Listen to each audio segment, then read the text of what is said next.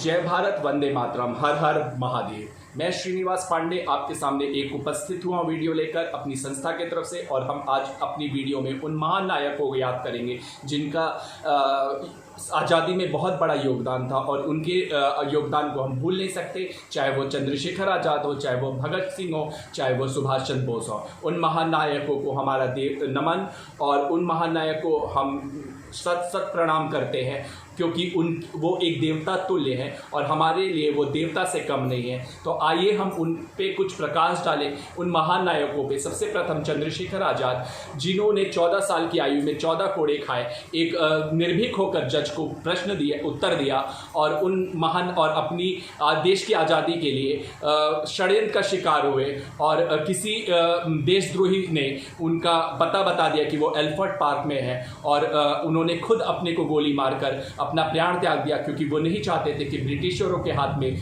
वो जिंदा या मुर्दा होंगे। तो हमारे साथ मौजूद हैं गिरजा शंकर पांडे, जो हिंदी के टीचर थे पीजीटी केंद्रीय विद्यालय में, और प्रधान अध्यापक बने और वहीं से सेवानिवृत्त हुए। तो और ये एक महान जो कवि हैं कांतानाथ पांडे, उनके पुत्र हैं। और आइए हम उनसे वार्तालाप करें और पूछें कि चंद्रशेखर आज़ाद के बारे में आपकी क्या राय है। चंद्रशेखर आज़ाद बहुत महान नेता थे, और उन्होंने देश के लिए जो काम किया है वो कोई नहीं कर सकता है। तो आप क्या समझते हैं कि चंद्रशेखर आज़ाद को जो तवज्जो देनी थी, जो इतिहास में उनको स्थान देना था, वो मिला? नहीं दिया गया। आपने जाना कि ये हिंदी के अध्यापक है, इन्होंने बहुत पढ़ाया, तो एनसीईआरटी में उनको उतना ज़्यादा महत्व नहीं दिया गया, एनसीईआरटी सिलेबस में भी। और सरकार की पता नहीं कौन नीति थी कि उन महानायकों को जिन्होंने देश के लिए बलिदान दिया, उनको उतनी तवज्जो, उनको महत्व नहीं दिया।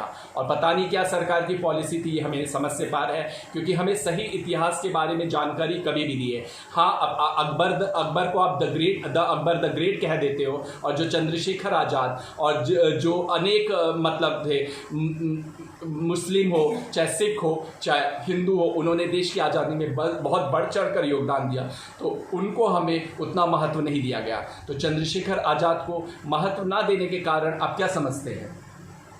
चंद्रशेखर आज़ाद को महत्व न देने के कारण है कि वो जो है नेहरू जी नहीं चाहते थे, गांधी जी नहीं चाहते थे कि वो आगे बढ़ जाए, हमारे से आगे बढ़े। तो नहीं, नेहरू जी और गांधी जी तो मतलब वो करते थे, लेकिन नेहरू जी गांधी जी को उनको मतलब क्योंकि नेहरू जी और गांधी जी की नीति थी कि अहिंसो परमो धर्म, लेकिन हम आज़ादी अहिंसो परमो धर्म के आधार पे हम नहीं पा सकते हैं। हमें आज़ादी हिंसा के पे है। तो मुझे खून दो, मैं तुम्हें आज़ादी दूंगा, ये नारा था हमारे महान नायक सुभाष चंद्र बोस का। तो आप सुभाष चंद्र बोस के बारे में क्या कहना चाहते हैं? सुभाष चंद्र बोस विलक्षण प्रतिभा के व्यक्ति थे, उनकी बराबरी नहीं कर सकते हैं। अगर वैसे 2-4 नेता विश्व में हो जाएं तो विश्व जो है बहुत महान हो। अब विश्व पूरे देश का, पूरे जो विश्व का जो है अच्छा रूप जो है बदल सकते हैं। और जैसा आप कहते हैं कि सुभाष चंद्र बोस, जैसे सुभाष चंद्र बोस बहुत एक महान नायक थे, और उनका मौत मतलब एक प्रश्न चिन्ह है, क्योंकि मैं जब छोटा था तो मुझे याद है कि गांडीव में निकलता था कि सुभाष चंद्र बोस एक मौनी बाबा के रूप में फैजाबाद में मतलब रहते थे, अपना जीवन यापन करते थे। तो उनकी मौत की जाँच क्यों नहीं सरकार ने कराई? क्या ये आप इससे सहमत है कि जाँच करानी चाहिए थी सरकार को? हाँ, सरकार को जांच करानी चाहिए थी। और आप इससे सहमत हैं कि उनकी मौत एक रहस्यमय मौत थी? हाँ, रहस्यमय मौत, एक प्रश्न चिन्ह खड़ा कर देती है उनकी मौत। तो आप इस पे क्या प्रकाश करेंगे कि सरकार की कहाँ चूक हुई? सरकार को जो है जांच करा के दूध का दूध और पानी का पानी करना चाहिए था, लेकिन ऐसा नहीं, सरकार ने नहीं किया है।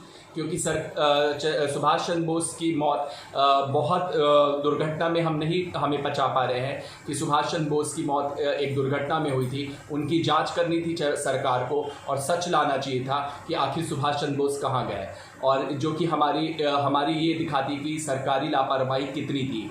देश की आज़ादी से सरकार की तरफ से लापरवाही होती रही और अभी भी निरंतर जारी है। तो क्या सुभाष चंद्र बोस की मृत्यु की जांच करनी चाहिए? समय समय पर मांग उठती भी रही है कि सरकार सुभाष चंद्र बोस की मृत्यु की जांच करनी चाहिए। तो कहाँ तक ये तर्कसंगत है?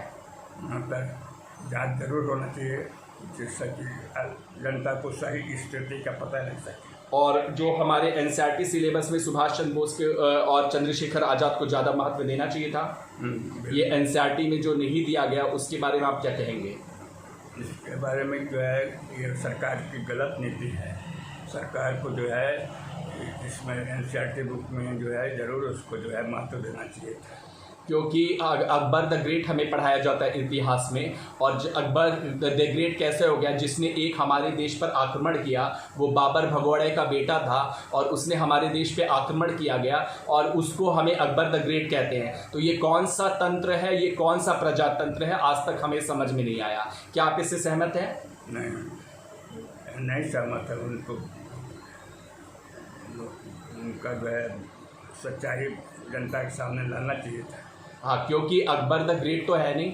अकबर तो हमारे मुगल पे आक्रमण किया, हमारे देश पर आक्रमण किया, और चंद्रशेखर आज़ाद जो सुभाष चंद्र बोस जी देश के लिए कुर्बान हो गए, उन्हें हमें एक महान नायक के रूप में मतलब प्रस्तुत करना चाहिए था, जिससे आज की युवा पीढ़ी उनके बारे में जानती, उनके जीवन को आत्मसात करती और वैसे ही बनने की चेष्टा करती। क्या आप इससे सहमत हैं? तो आप कुछ प्रकाश डालें सुभाष चंद्र बोस पे।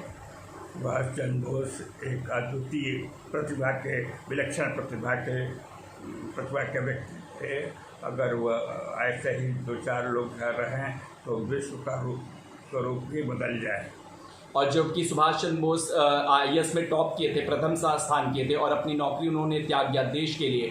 तो इतने त्याग और इतने महान नायक को हम प्रणाम करते हैं, और हम उम्मीद करते हैं कि सरकार उनको एनसीईआरटी के सिलेबस को थोड़ा बदले और एक ज्ञापन देकर एनसीईआरटी सिलेबस में इन महान नायक को मतलब महत्व दे, उनकी जीवनी को प्रकाशित करे, और वो मतलब एक जैसे रामायण महाभारत पढ़ाया जाता था क्लास 6 और 7 में एनसीईआरटी में, वैसे सुभाष चंद्र बोस, चंद्रशेखर आजाद, इन महान नायकों के बारे में मतलब बुक निकाली जाए, जो कि जनता उनके त्याग, उनके बलिदान और उनके कर्तव्य के बारे में जाने, और युवा पीढ़ी उनसे आत्मसात करे कुछ गुण, और देश को ऐसे संबलता प्रदान करे। क्या आप इस पे कुछ प्रकाश डालेंगे?